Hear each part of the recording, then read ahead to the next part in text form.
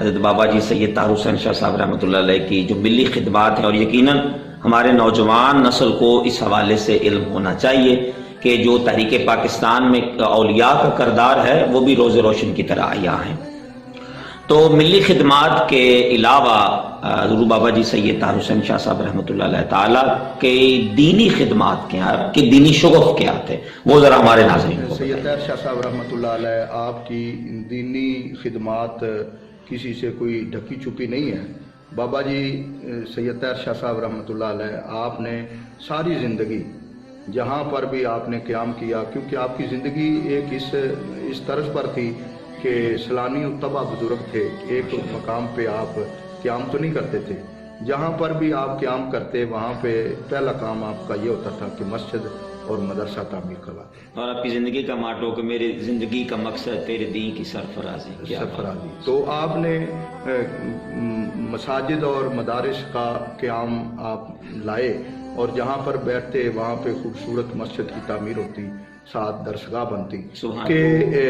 نام سے جو آج بھی دینی درسگاہیں کام کر رہی ہیں اور دینی ادارے جو وجود میں ہیں، جو میرے علم میں ہیں، ان میں آپ سب سے پہلے یہ آپ دیکھ لیں کہ یہ ادارہ طاہر العلوم جہاں پہ ہم بچے میں تحصیل و ضلع ننکانہ صاحب، یہ بھی بابا جی کے نام سے منسوب ہے، اور اس کا سنگ بنیاد پیر طریقت پروفیسر محبوب حسین چشتی صاحب دامت برکاتہم القدسیہ، میرے استاد، میرے مربی، آپ نے فرمایا۔ اور پھر چار چاکر سالہ میں سید اختر شاہ صاحب ہیں، وہاں پر بھی ادارہ طاہر العلوم کے نام سے، بابا جی کے نام سے، ٹھکری والا میں ادارہ طاہر العلوم ہے، سانگلہ ہل میں ہے۔ اسی طرح بابا جی کی زندگی کا کیونکہ ایک شغف یہ تھا، محبت یہ تھی کہ بابا جی نے دینی مدارس اور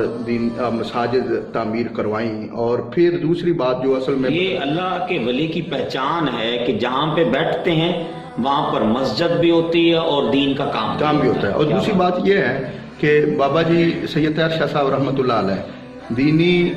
کام خود بھی کرتے تھے، اور دوسری بات یہ ہے کہ جو دینی کام